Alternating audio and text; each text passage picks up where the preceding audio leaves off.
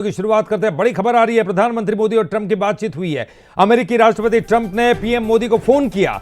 जहां अमेरिका राष्ट्रपति ट्रंप ने प्रधानमंत्री मोदी को फोन किया। मिडिल ईस्ट के बिगड़े हुए हालात पर चर्चा हुई है। दोनों नेताओं के बीच में करीब 20 मिनट तक चर्चा हुई, बात हुई है। युद्ध से वैश्विक सप्लाई चेन रुकने पर चिंता जाहिर की गई है। ट्रंप ने शांति बहाली के प्रयासों की जानकारी दी। पीएम मोदी ने कूटनीतिक समाधान पर जोर दिया है। व्यापारिक रास्तों की सुरक्षा पर भी बातचीत हुई है। तो प्रधानमंत्री मोदी से यह बहुत महत्वपूर्ण बातचीत है। ट्रंप की यह बातचीत हुई है। अब ट्रंप क्या उन्होंने कहा होगा ये एक अलग बात है, विषय, लेकिन प्रधानमंत्री मोदी और ट्रंप की बातचीत, जहां अमेरिकी राष्ट्रपति ट्रंप ने प्रधानमंत्री मोदी को खुद फोन किया। मिडिल ईस्ट के बिगड़ते हालात पर दोनों के बीच में महत्वपूर्ण चर्चा हुई है। दोनों नेताओं के बीच में करीब 20 मिनट की बातचीत हुई है। युद्ध से जो वैश्विक सप्लाई चेन रुक रही है उस पर भी चिंता जाहिर की गई है। तो एक बहुत महत्वपूर्ण ये बातचीत।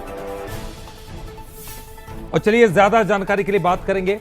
हमारे साथ हमारे न्यूज हेड शरद द्विवेदी जी जुड़ गए हैं। शरद जी, बहुत महत्वपूर्ण बातचीत हो सकती है, लेकिन क्या हुआ होगा ये तो सब कुछ अभी परतों में छुपा है। आपको क्या लगता है कि क्या ये बातचीत किसी सकारात्मक दृष्टिकोण से देखी जानी चाहिए या उस रास्ते को खोलती हुई नजर आ रही?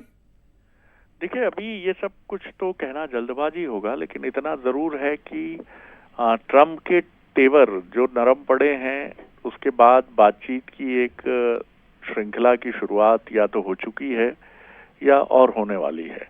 और भारत भी एक महत्वपूर्ण भूमिका में है।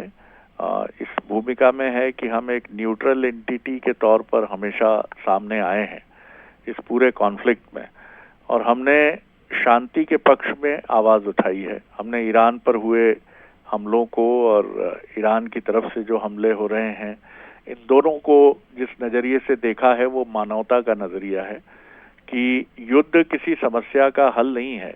आपको डायलॉग के लिए टेबल पर आमने सामने बैठना ही होगा, और युद्ध हमेशा विध्वंस और डिवास्टेशन की तरफ ही ले जाता है।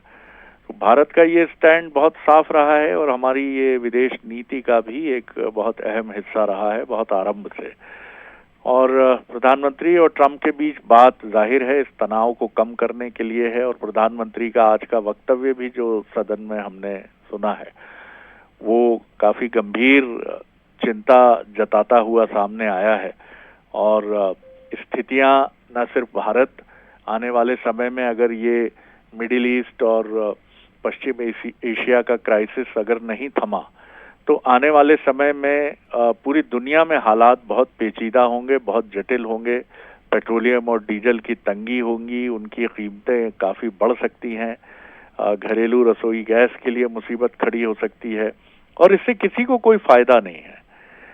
लड़ाई के जो मुख्य बिंदु हैं वो उनको हल किया जा सकता है, लेकिन युद्ध शुरू करना आपके हाथ में हो सकता है, लेकिन खत्म करना आपके हाथ में नहीं है। ये हमने रूस यूक्रेन वॉर में देखा, ये हमने मोसाद और इजराइल वॉर में देखा।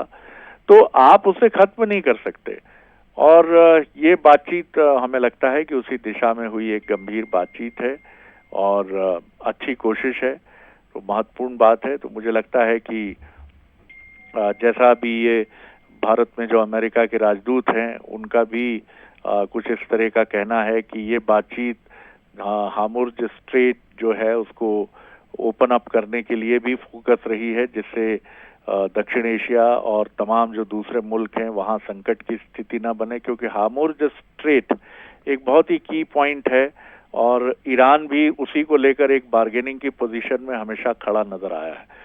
तो मुख्य मुद्दा ये भी बताया जा रहा है कि हार्मुज़ स्ट्रेट को लेकर ही मुख्य तौर पर बातचीत हुई है और पश्चिम एशिया में इस संकट को कैसे रिजॉल्व किया जाए।